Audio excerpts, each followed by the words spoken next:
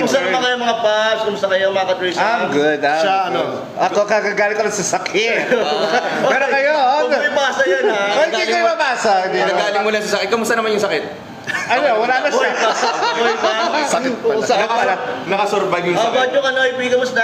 Oh, excited nga ako para dito. Bakit? Kasi Kaya matagal nga- na nating plano itong makapunta rito sa ating place ngayon. Siyempre, dahil coffee lover tayo. Kamusta ba yung traveling Sabi ng ano experience. Ngayon, nag-Uber na lang ako kasi akala ko ma-traffic.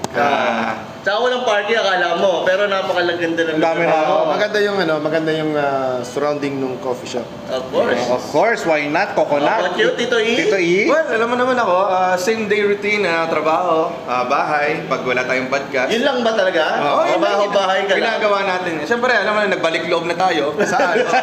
Saan nagbalik loob? Sa loob ng kwarto. Ano, paano? Balik loob. Yun.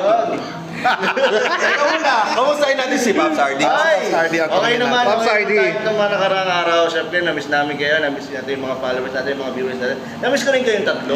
Oh! Pero sino yung nakakamiss sa'yo? Ay, alam niyo na yan. Ay, shout out. Shout out dyan.